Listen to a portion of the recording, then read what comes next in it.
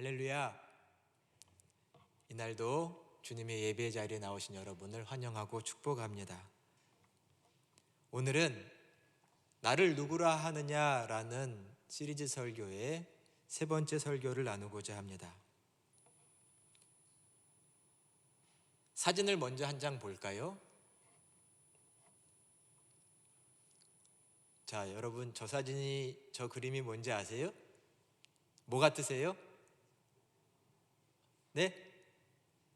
뭐 비슷한 말이 나온 것 같은데 누군가요? 모나리자예요? 사진을 이렇게 늘려놓은 건가요? 조금? 그래픽 처리를 해서? 그래도 눈썰미들이 좋으신 것 같습니다. 저 작품의 이름은 12세의 모나리자라는 작품입니다. 작품. 페르난도 보테로라고 하는 20세기에 나름 곽광을 받은 화가의 작품입니다. 12세의 모나리자. 원작은 여러분이 잘 아시죠? 원작도 한번 볼까요? 왼쪽이 원작이고 레오나르도 다빈치의 모나리자고 오른쪽이 보테로의 12세의 모나리자라는 작품입니다. 얼핏 보면 저 오른쪽의 보테로의 작품은 원작의 무슨 패러디인가? 뭐 웃기려고 저렇게 그렸나? 라고 생각이 들 수도 있겠지만 누군가는 저 두 그림의 어떤 차이를 보며 시대가 바뀌어가고 있다, 시대의 전환이 이루어지고 있다라고 생각하는 사람들도 있습니다.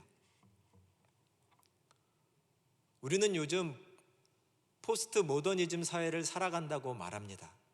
물론 이 말에는 약간의 의견 차이가 있을 수도 있지만 사소한 의견 차이는 냅두고 일단 좀 보편적으로 넓게 말하면 지금은 다 포스트 모더니즘, 즉 모더니즘이 지난 이후의 시대를 살고 있다고 말할 수 있겠습니다.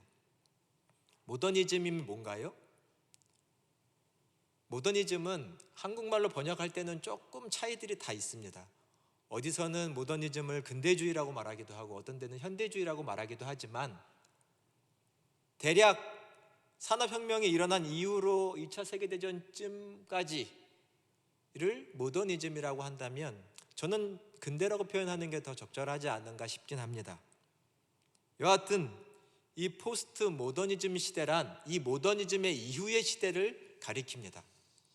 시대가 바뀌는데 이 시대가 바뀐다는 걸 어느 시점을 딱 기준으로 해서 이때까지는 모더니즘, 그 이후로는 포스트 모더니즘 이렇게 나눌 수는 없겠죠.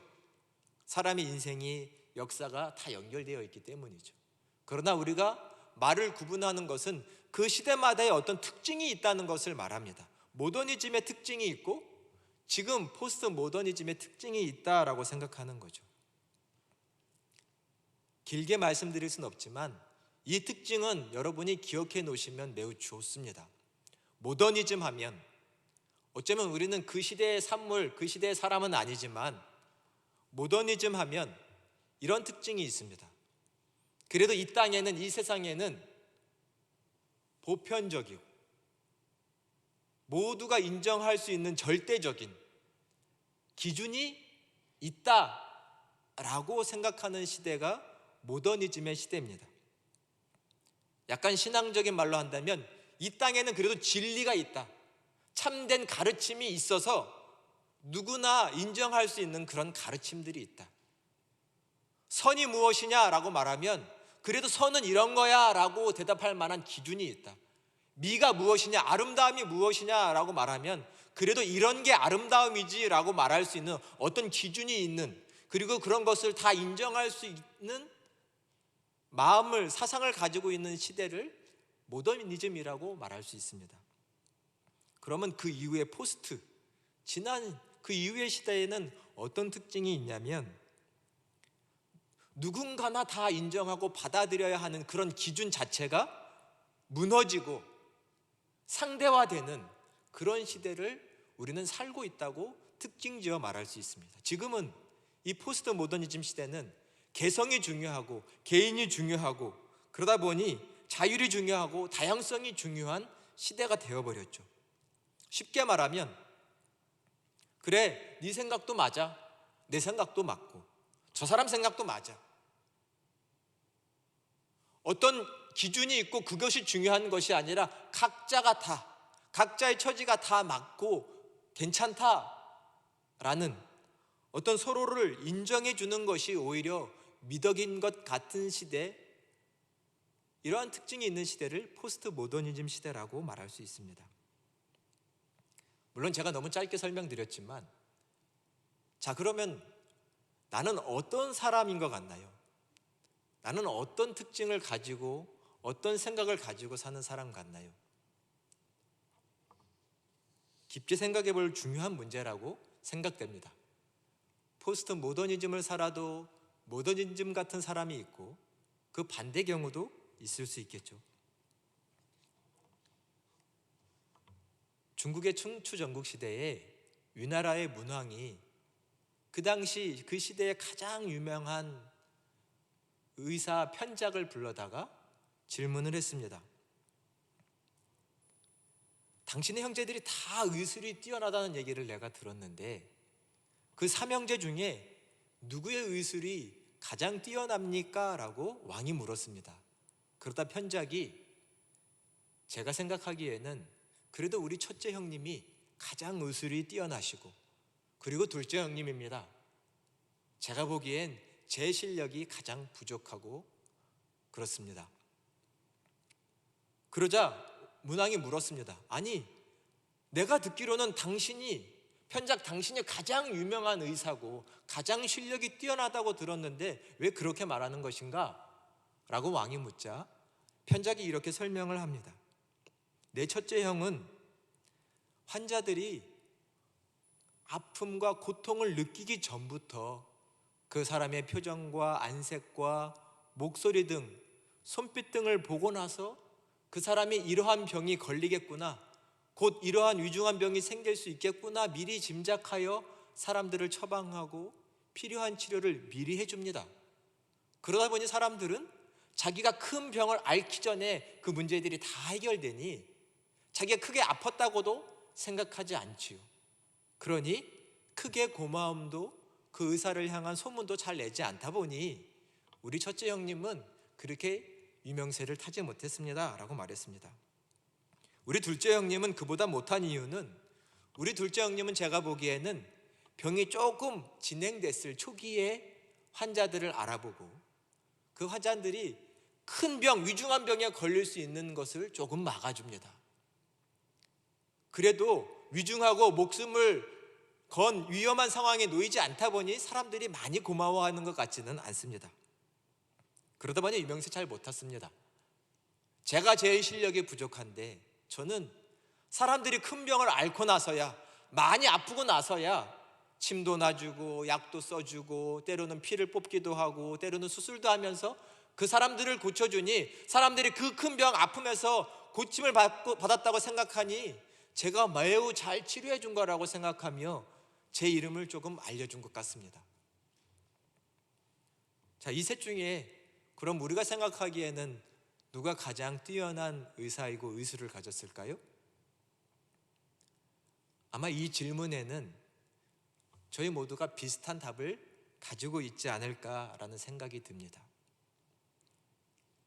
다양성과 때로는 같은 마음과 생각, 이것이 오늘 저희가 한번 생각해 봐야 하는 문제입니다. 오늘 본문 1절을 보니 예수님께서 이렇게 말씀을 시작하십니다. 너희는 마음에 근심하지 말아라. 하나님을 믿으니 또 나를 믿어라. 오늘도 이 자리에 걱정 근심 많은 사람들이 있죠. 예수님이 너희는 마음에 근심하고 말아라, 걱정하지 말아라 라고 말씀하십니다.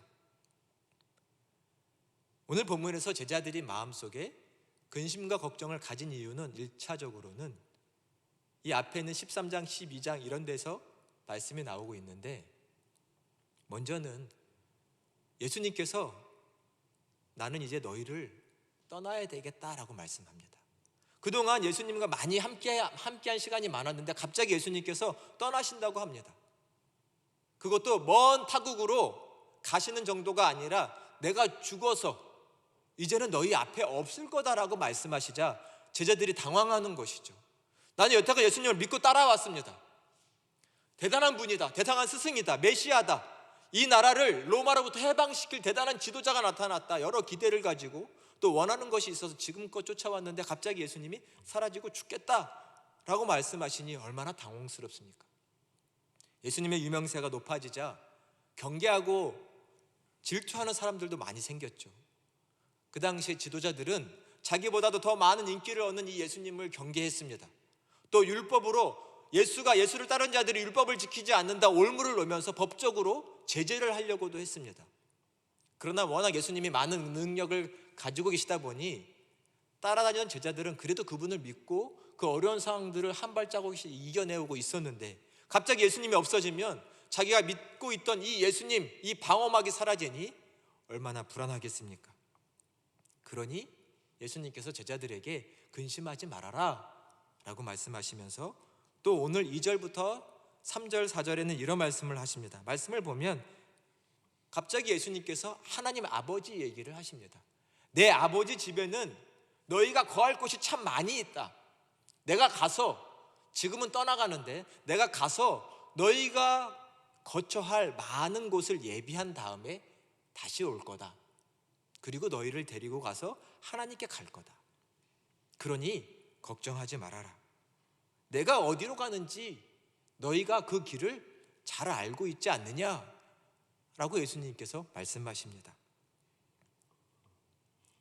떠나신다고, 죽으신다고 하는 예수님의 말 앞에 당황한 제자들은 이 예수님의 말씀을 잘 이해한 것 같지는 않습니다.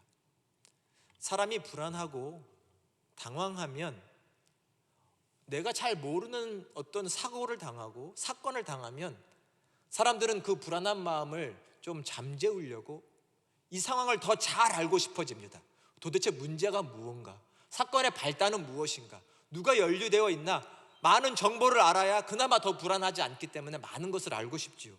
지금 제자들의 상황이 그렇습니다. 지금 예수님은 내가 어디로 가는지 너희가 안다, 그 길도 너희가 안다라고 말하지만 막상 도마는 이렇게 질문합니다. 예수님 어디로 가시는지도 내가 모르는데 그 길을 저희가 어떻게 압니까? 이 말 속에는 알려달라는 의미가 있는 거죠. 어디로 가십니까? 어느 길로 가십니까? 알려달라는 말입니다. 도대체 이 상황이 무엇이냐라는 말씀이죠. 이 도마의 말에 예수님의 대답이 바로 오늘의 6절입니다. 우리 6절의 말씀을 같이 한번 큰 목소리로 봉독을 해보도록 하겠습니다. 6절의 말씀입니다. 예수께서 이르시되 내가 곧 길이요 진리요 생명이니 나로 말미암지 않고는 아버지께로 올 자가 없느니라. 아멘. 저희가 너무나 잘 아는 유명한 예수님의 말씀이죠. 내가 곧 길이고 진리고 생명이다. 시리즈 설교의 주제가 예수님의 자기 증언입니다. 예수님이 지금 자기를 뭐라고 증언하세요?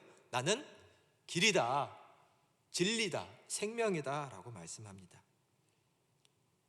이 도마의 대답 앞에 예수님의 대답은 조금 이상합니다. 맥락이 안 맞는 것 같습니다. 지금 예수님이 어디로 간다, 물론 죽음을 말합니다.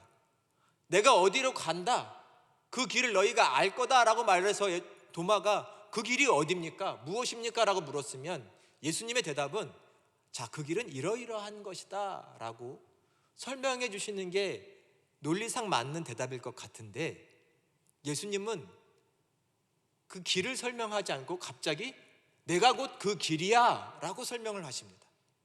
길을 묻자 내가 길이야 라고 설명하십니다. 내가 길이다.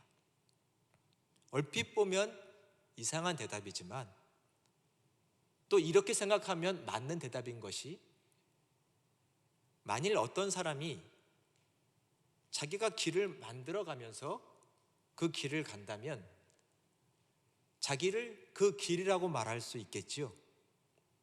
이것을 우리는 개척자, 때로는 창시자, 신앙적으로는 계시자 이렇게 말을 합니다. 등산을 하다 보면 사람들이 오르기 어려운 길들이 있습니다. 근데 그곳을 갈 수 있도록 철 계단도 놓고 때로는 돌을 깎아 놓기도 하고 루프를 놓기도 하는 등등 사람이 갈 수 있도록 길을 만들어 놓은 등산로들이 있죠. 거길 가다 보면 때로는 돌에 나무에다가 그 길을 만든 사람들의 이름을 새겨놓은 것을 여러분 보셨을 겁니다. 그 길을 만든 사람이 다시 그 등산을 오른다면, 그 길을 간다면 그 사람은 길을 가는 것과 동시에 자기가 그 길이라고 할 수도 있겠죠. 내가 만든 길, 나는 그 길을 또 가죠. 이것처럼 예수님은 길을 가시며 그 길을 만든 분이기도 하시다는 오늘의 말씀입니다. 예수님은 하나님으로부터 이 땅에 오신 분이죠. 하나님으로부터 오신 유일한 분입니다. 예수님은 성경 여러 곳에서 내가 유일한 길이라고 말씀하신 곳이 많습니다. 그래서 성경에서 이런 표현도 하셨습니다. 내가 오직 하나님을 보았다. 하늘에서 내려온 자 나밖에, 아들밖에는 하나님을 본 사람이 없다. 본 사람이 없다는 것은 아는 사람이 없다는 얘기죠. 나만이 하나님을 안다. 예수님만이. 내가 곧 유일한 길이다 라고 예수님께서 말씀하시는 거죠. 독생자 들어보셨죠? 유일한 아들, 하나님으로부터 온 유일한, 우리에게 오신 유일한 아들. 뒤집어 얘기하면 하나님은 이 길을 통해 우리에게 오셨습니다. 아들이라는 유일한 길을 통해서 하나님은 우리에게 오셨죠. 어두운 이 땅에 빛을 비춰주신 것은 예수님을 통해서 비춰주신 것입니다. 예수님이 처음에는 우리를 목적 삼아 우리에게 오셨고, 이제는 다시 이 땅에서 하나님을 목적지로 삼아 돌아가시겠다라고 말씀하시는 겁니다. 내가 곧 길이고 나는 그 길로 간다, 이 말씀이죠. 그러나 내가 곧 다시 올 거야, 초소를 예비하면 다시 올 거니까 걱정하지 말고 있어, 이렇게 지금 제자들을 안심시켜 주고 계십니다. 여러분, 우리 기독교라고 하죠. 그리스도교라고도 합니다. 기독, 그리스도 다 같은 말입니다. 메시아를 가리키는 말이죠. 기독교는 예수님을 하나님과 창조주와 절대자와 우리 인간 사이에 유일한 길이라고 고백하는 것이 우리 기독교입니다. 예수님만이 길이다. 하나님이 예수 그리스도를 통해서 이 땅에 오셨고 우리를 구원하시는 것을 고백하는 것이 우리 기독교입니다. 다른 길은 없다라고 고백하는 것이 우리 기독교죠. 세상에는 많은 종교가 있죠. 그 종교에도 종교의 가르침이 있고 그곳에도 구원의 교리가 있습니다. 그러면 우리 기독교는 다른 종교는 다 무시하고 필요 없다고 하는 그런 배타적인 집단인가요? 어떤가요? 포용력이 부족하고 그런 배타적인 곳이 우리인가요? 우리에게만 구원이 있다. 예수님만이 우리를 위한 유일한 하나님을 향한 길이다. 이런 고백을 하는 우리인데요. 선거철이 되면, 얼마 전에도 대선이 있었지만 선거철이 되면 후보자들이 그런 행보들을 하는 것을 우리가 막 뉴스에서 많이 보죠. 교회도 가고 성당도 가고 절에도 가고 또 다른 어떤 종교단체에도 가면서 그곳에서 많은 사람들에게 인사하고 그곳에서 열리는 집례를 함께 종교행사를 참여하고, 그렇게 다양한 곳에 다양한 사람들을 만나고 인사하면 그런 사람들은 모든 사람을 다 이해하고 끌어안는 어떤 포용적인 사람인 건가요? 우리 기독교는 분명한 신앙 고백이 있습니다. 예수만이 구원의 길이다. 물론 여기 그 신앙으로 앉아 계시지만 우리가 가지고 있는 이 신앙과 고백에 여러분은 어떤 생각을 가지고 계신가요? 어려울 수 있지만 한번 생각해 봐야 합니다. 잠시 우리 배타적이다 이런 말을 한번 생각해 보기를 원합니다. 배타성. 지금 생각해 보고 싶은 것은 단순히 타인을 배척한다 이런 1차적인 뜻을 말씀한다기보다는 조금 더 법률적인 의미라고 할까요? 이런 의미를 좀 생각해 보면 좋을 것 같아요. 배타성이라는 뜻에는 이런 뜻이 있습니다. 하나의 물건에 대해서 어떤 사람이 권리를 가지고 있으면 이 물건에 대해서 다른 사람은 어떤 권리도 주장할 수 없다. 이런 것이 어떤 법적인 의미죠. 한 사람이 어떤 물건에 대한 권한이 있으면 다른 사람은 그 권한이 없다. 이런 의미입니다. 이 의미에서 중요한 것은 무엇이냐면 나의 것이 있다는 것이죠. 내 것이 있다. 내 것이 있고 내 것에 있어서는 누구와도 절충과 때로는 양보가 있을 수 없는 상태, 이것을 우리는 배타성이라고 말합니다. 배타적이다, 배타성이다 하면 여러분은 어떤 느낌이 드세요? 부정적인가요? 긍정적인가요? 내 것이 있다라는 것, 내 것을 가진 자에게는 그 뒷면으로 늘 배타적인 모습이 생길 수 있죠. 내 거라는 말 속에. 이 배타적인 모습은 단순히 어떤 물질을 소유의 영역에서만이 아니라 사상과 생각, 가치관의 면에 있어서도 배타성이라는 것은 존재할 수 있습니다. 내 많은 경험을 통해서, 많은 배움을 통해서, 때로는 고민과 검토를 통해서 내 생각과 내 가치관이 된 것들이 있습니다. 내 것이죠. 내 것으로 삼은 내 것에는 반대로 배타적인 모습이 뒤에 남아있을 수 있습니다. 자기 가치관이라는 것이죠. 종교적으로도 내 신앙이 있죠. 세상엔 종교와 집단이 많이 있지만 내 종교, 내 신앙, 이런 마음이 누구에게나 있고 그런 자세가 있을 수 있다는 말씀입니다. 혹 누구는 종교는 다 비슷한 거 아니야?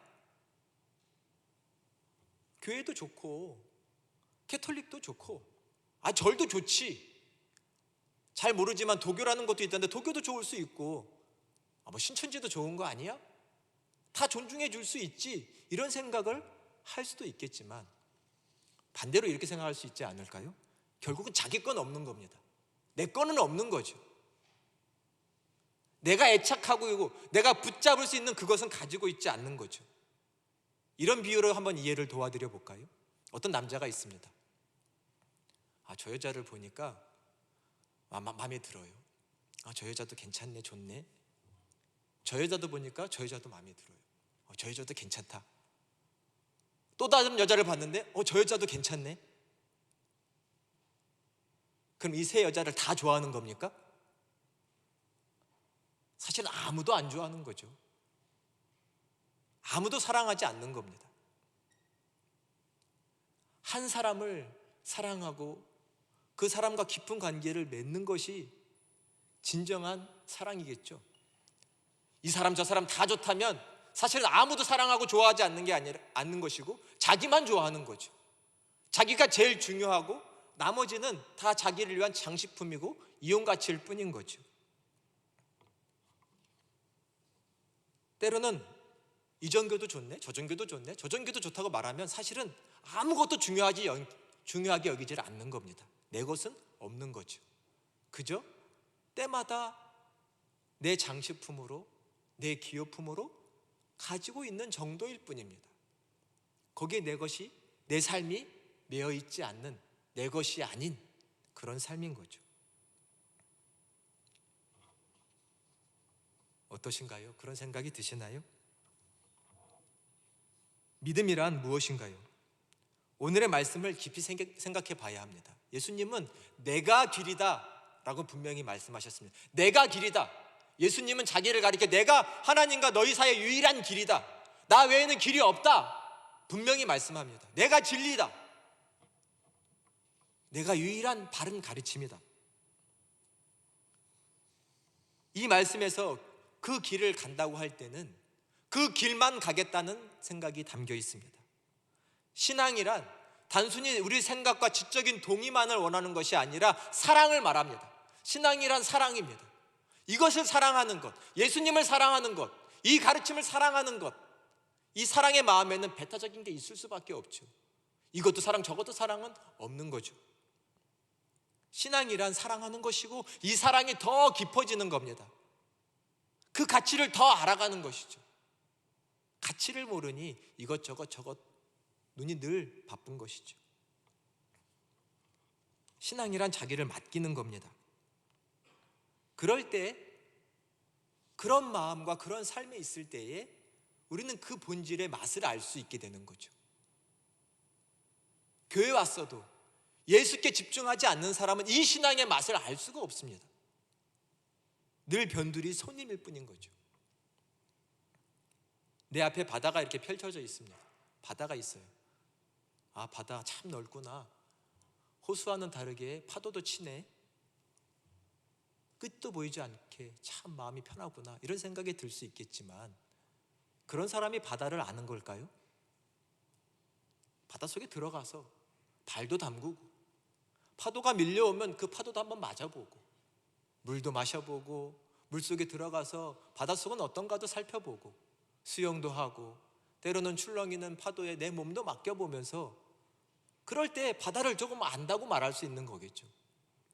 그러나 우리는 이러한 모습이 아닌 그저 바닷가 밖에서 바다를 관찰하는 정도로 뭔가 신앙을 논하려고 말하려고 합니다.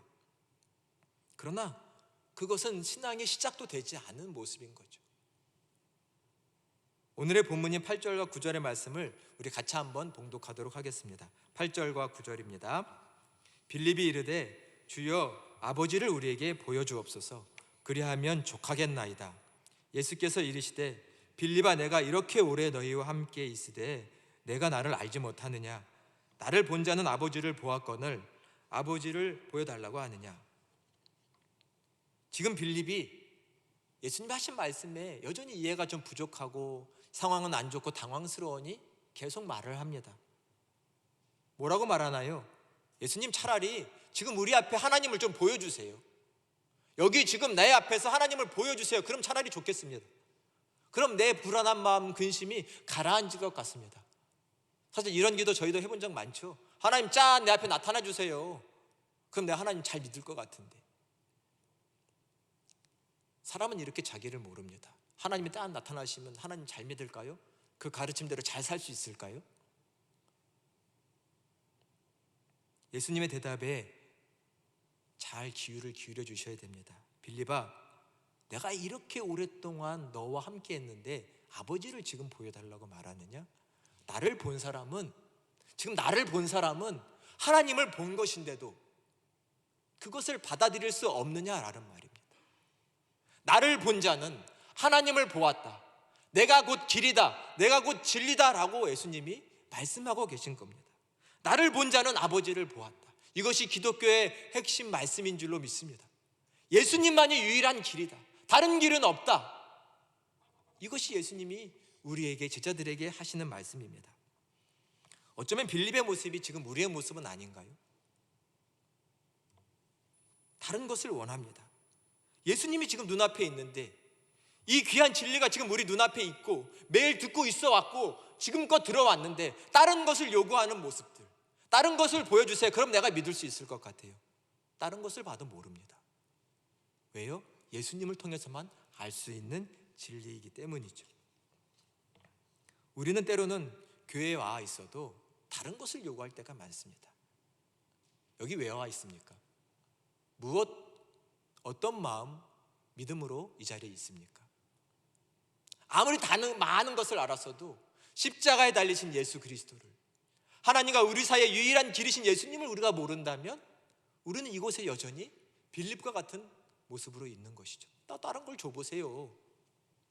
그러나 예수님의 대답은 늘 동일합니다. 나를 본 자는 하나님을 보았다. 다시 예수 그리스도께 집중하는, 그분의 말씀에 내 온 영혼과 삶을 다 쏟아서 그 말씀을 깨닫고 그것이 길임을 발견할 수 있는 저희 모두가 되시기를 간절히 축원합니다. 그런 사람만이 세상 걱정, 근심에 몸부림치는 불쌍한 사람이 아니라 내 아버지 집에는 참 거할 곳이 많구나, 세상이 줄 수 없는 평안과 기쁨과 행복을 누리며 우리의 삶을 살아갈 수 있을 것입니다. 놀라운 신앙의 세계가, 하나님과 우리 사이에 그 놀라운 만남이 다시 회복되시는 저희 모두가 되시기를 간절히 축원합니다. 오늘의 말씀을 마음에 새겨주십시오. 내가 곧 길이요 진리다. 이 말씀을 붙잡고 사는 사람은 세상에 사나 세상에 살지 않는, 하나님과 영원히 동행하는 귀한 자가 될 것입니다. 이 귀한 복이 사랑하는 여러분들 모두에게 함께 하시기를 간절히 축원합니다. 기도하겠습니다. 은혜와 사랑의 하나님, 이날도 하나님 앞에 예배하며 하나님의 말씀을 듣습니다. 하나님, 내가 여기 있습니다. 하나님의 살아계심을, 그 사랑 많으심을 진정 알기를 원하는 내가 여기 있사오니 내 마음을 오로지 하나님을 향하게 하여 주시고 예수 그리스도를 통한 그 하나님의 사랑과 은혜를 깊이 경험하며 깨닫는, 누리는 우리 삶이 되게 하여 주옵소서. 예수님이 세상의 빛이시고 몸된 교회를 통하여 이 빛이 세상을 향해 나아가오니 우리가 예수 그리스도를 본받게 하시고 그 사랑을 우리의 삶을 통해 드러낼 수 있도록 도와주시옵소서. 우리는 부족하나 예수님만이 유일한 길이고 진리이십니다. 이 고백을 붙잡고 살아갈 때 하나님은 우리를 귀하게 사용하여 주실 줄로 믿습니다. 주님, 우리의 믿음을, 우리의 삶을 새롭게 하는 은총을 여기 모인 자들에게 허락하여 주시옵소서. 주 예수 그리스도의 이름으로 간절히 기도드립니다. 아멘.